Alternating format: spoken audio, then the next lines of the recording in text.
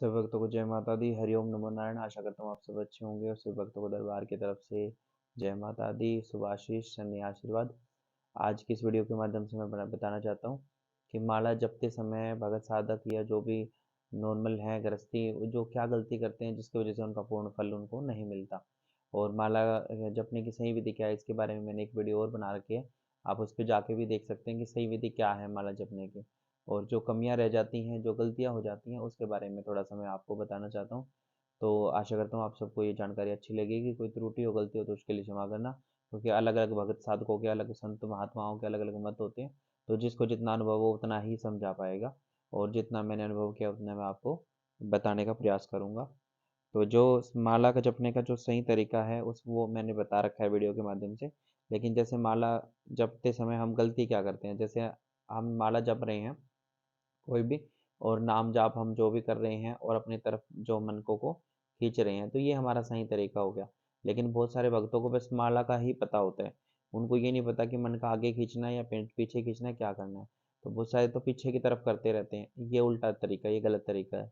इसमें ऐसे माला नहीं जपी जाती। वो अपनी तरफ जो खींचते हैं वही माला का सही प्रक्रम होता है। दूसरा क्या गलती करते हैं कि जैसे माला जप रहे होते हैं, ये मतलब हमेशा माला ढक के रखी जाती है। बहुत सारे भगत ऐसे होते हैं कि वो ओपन में ऐसे ही माला जपने शुरू कर देते हैं, तो वो भी गलत होता है। ये मैंने सिर्फ आपको दिखाने के लिए माला को ढका नहीं है, नहीं तो ये जो गोमुखी होती है उसमें हमेशा जो है ये माला डालकर ही जाप किया जाता है। तीसरा क्या गलती करते हैं, बहुत सारे भक्तों को तो यही नहीं पता कि जब हम मंत्र बोलते हैं तो उसके साथ एक मनके को फिरोया जाता है, क्योंकि 108 बार जो हम मंत्र करते हैं, तो 108 ही इनके अंदर मनके होते हैं। तो एक एक मनके को 108 मंत्रों से अभिमंत्रित किया जाता है। माला भी सिद्ध हो जाती है और हमारे मंत्रों की जो काउंटिंग है वो भी हो जाती है, और मंत्र भी सिद्ध रहता है और माला भी सिद्ध रहती है, तो दोनों चीजें हो जाती हैं। लेकिन बहुत सारे क्या करते हैं कि माला मंत्र तो बोल रहे होते हैं, लेकिन मालाओं पे उनको बस ये पता है कि मन के पीछे की तरफ सरकाने हैं। वो ऐसे स्पीड से उनको माला को सरकाते रहते हैं। मैंने करते हुए देखा है, इसलिए मैं आपको बताने बताने का प्रयास कर रहा हूँ। मैंने ऐसे करते हुए देखा है भक्तों को कि वो ऐसे माला जाप कर रहे थे, और उसमें क्या गलती होती है कि उनको, वो कहते हैं एक माला हो गई जी हमारी, मंत्र उन्होंने सिर्फ 10 बार 11 बार बोला है, लेकिन एक माला हो गई उनकी कंप्लीट। ऐसा नहीं करना चाहिए। इसमें एक जब भी माला जपोगे आप, तो एक मंत्र के साथ एक मन का पीछे की तरफ, एक मन का जो है वो अपनी तरफ आएगा। मतलब पीछे की तरफ, मैं यही अपनी तरफ ही कहने का मतलब मेरा यही कि अपनी तरफ आएगा। जैसे ही एक एक मंत्र आपका हो गया, तो मन का जो है पीछे की तरफ अपनी तरफ मतलब जो सरका दो, तो अपनी तरफ सरका दिया हमने, मतलब जो है उंगली से पीछे की तरफ जाते रहेंगे। ये उंगली है सामने, तो ये पीछे की तरफ जाते रहेंगे। तो इसमें जो सही तरीका है, और ये गलती करते हैं बहुत सारे भगत, क्या गलती करते हैं, ये जो उंगली इसी के ऊपर रख लेते हैं, माला को अंगूठे से फेरते रहते हैं। तो ये भी गलत होता है। ये माला का सही तरीका नहीं है, और ये गलती है।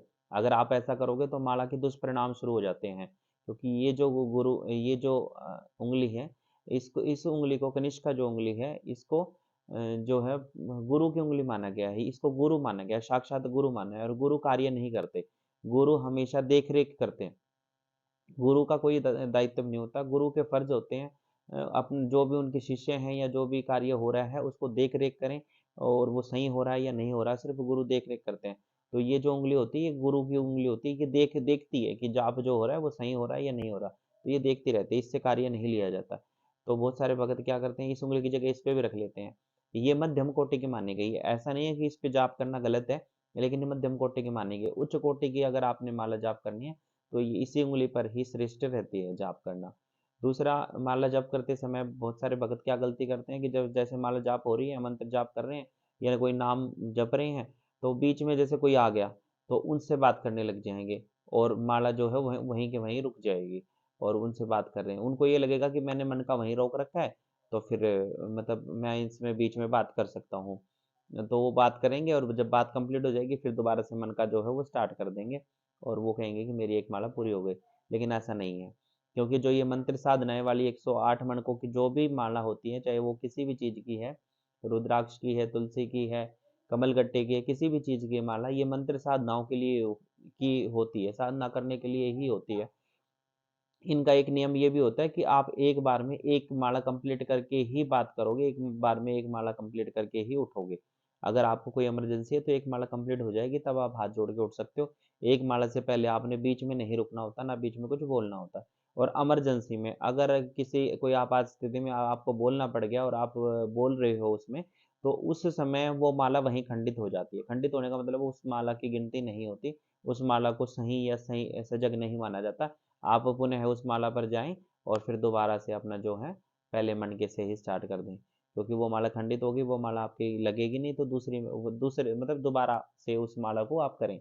और कई बार ऐसा होता है जैसे आप भगत जाप कर रहे होते हैं, कई बार ध्यान भी लग जाता है और कई बार ऐसा होता है कि कई बार जैसे कोई बाहर से बोल रहा है, कोई ऊँच आवाज़ आ गई है, किसी भी कारण से माला हाथ से एकदम जाप करते-करते ऐसे छूट जाती है। जब वो नीचे की तरफ छूट जाएगी, तब भी वो माला खंडित मानी जाती है। खंडित हो गई मतलब जो मंत्र जाप हम कर रहे थे, वो उसकी जो फ्रीक्वेंसी है वो टूट गई है।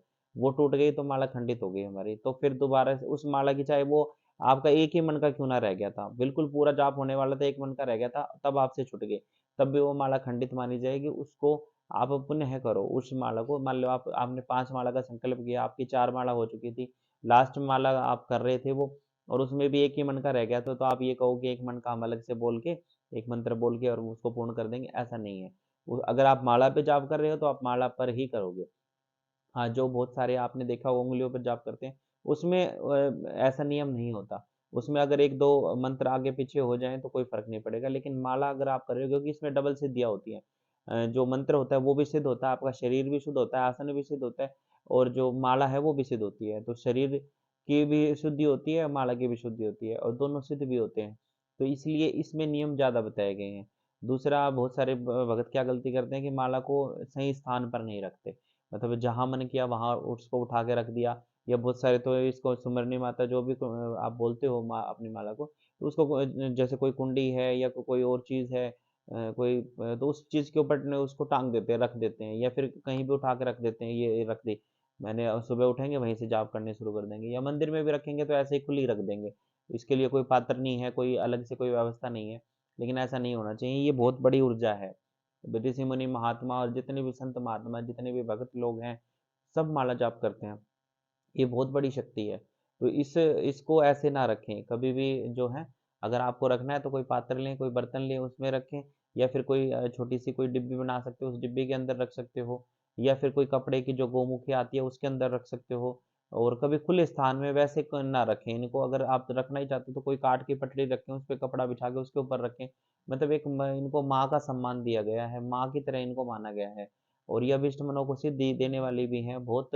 सारे फलों की सिद्धि यही करती हैं जितने भी आप मंत्र जाप करते हो अगर आपने भाव से माला रटी है तो वो मंत्र सिद्ध होंगे अगर आपने प्यार से भाव से या माला के नियम निभाते हुए वो माला नहीं रटी तो वो माला सिद्ध नहीं होती और ना ही वो मंत्र सिद्ध होते हैं मतलब इसमें आप ये मत समझो कि माला का हम जो चाहें जैसे चाहें वैसे करेंगे और मंत्र हमारा सिद्ध हो जाएगा ऐसा नहीं है क्योंकि माला की ही शक्ति माला की ही एनर्जी जो है उस मंत्र को सिद्ध करती है और उस भगवती की उस शक्ति की जब कृपा होती है तभी वो मंत्र सिद्ध होता है लेकिन अगर आप अपने माला ही मतलब कोई भी आप कार्य कर रहे हो आपने कार्य ही ढंग से नहीं किया तो उसका कोई भी परिणाम आपको नहीं मिलने वाला अगर मिलेंगे तो कुछ दुष्परिणाम हो सकते हैं उसका अच्छा परिणाम आपको नहीं मिलेगा तो अगर आप जैसे मतलब कोई मंत्र साधना कर रहे हैं तो आप जैसे मैंने बताया इस माला को ऐसे ही करें और ऐसे स्पीड से जो चलाते हैं ये चीज़ मैंने कई बार देखे भक्तों की ऐसा नहीं होना चाहिए एक मंत्र आपने बोला तो एक मन का अपनी तरफ सरकाएं और दूसरा ये गलती करते हैं बहुत सारे कि एक माला जैसे कंप्लीट हो गई हमारी तो इसी के साथ साथ आगे चल चल पड़ते हैं ये सुमेरु होता है इसका उल्लंघन करके आगे इसी को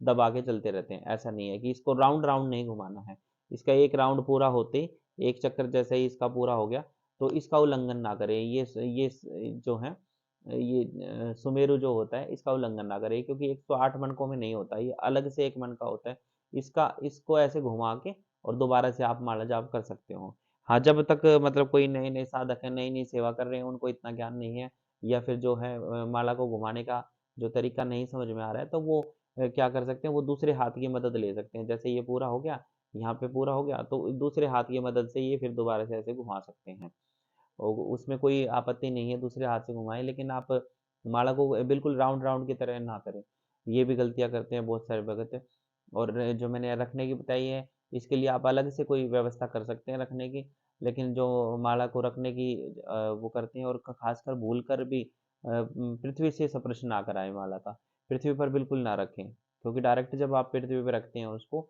बिना किसी आसन के बिना किसी चौकी के तो वो माला की जो भी एनर्जी उसके अंदर क्रिएट हुई है भजन करते हुए वो सारी एनर्जी पृथ्वी में जो है पृथ्वी माता सोख लेती है और सारी एनर्जी उनके अंदर चली जाती है। तो फिर माला वो जो है नॉर्मल हो जाती है। फिर आपको उतनी ही सेवा, उतना ही भाव, भजन जो है वो करना पड़ेगा और उसकी वजह से ही जो है माला जो है वो सिद्ध होगी या मंत्र जो है वो सिद्ध होगा। तो आशा करता हूँ मंत्र सिद्धि के लिए या माला को की जागृति के लिए जो भी मैंने बताया है वो आपको पसंद आएगी ये जानकारी, या कुछ और जानना चाहते हो तो उसके बारे में आप कमेंट करें, तो उसके बारे में भी आपको जानकारी देंगे। और जो बहुत सारे भगत कहते हैं कि हम वैसे सुमरन करना चाहते हैं भगवान का, तो एक ये छोटी माला आती है, ये बहुत सारे संत महात्मा भी रखते हैं। इसमें 27 मन के होते हैं, ये सुमरन के लिए ही बनाई गई है। आप इसको चलते फिरते घूमते फिरते कहीं भी आप भजन कर सकते हो, और जो जो आप माला पे गलतियां करते हो वो इस पे करोगे तो चल जाएगा, क्योंकि ये सुमरन के लिए ही है। ये कोई मंत्र साधना इस पे नहीं होती, सिर्फ नाम संकीर्तन होता है, या नाम जो है नाम जाप किया जाता है।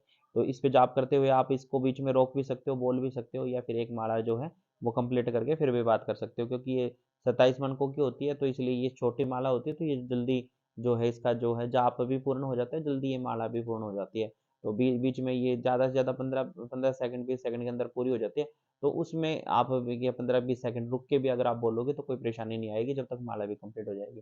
दूसरा, इसको ढकने के नियम या इसके इसके पूजा पाठ के ऐसे कोई खास ज़्यादा नियम नहीं है, क्योंकि सिर्फ भजन करने के लिए होती है। इसके सारे जो है आदमी जो भी कोई साधक होते हैं वो भजन कर लेते हैं। तो जो भी जानकारी दी है आशा करता हूँ पसंद आई होगी। अगर कोई त्रुटि हो, कोई गलती हो तो उसके लिए क्षमा करना। जैसा मेरा अनुभव था, जैसा मुझे ज्ञान था, गुरुजनों ने जैसा मुझे समझाया था उसके आधार पर मैंने बताया है। तो सभी भक्तों को जय माता दी। हरि ओम नमो नारायण।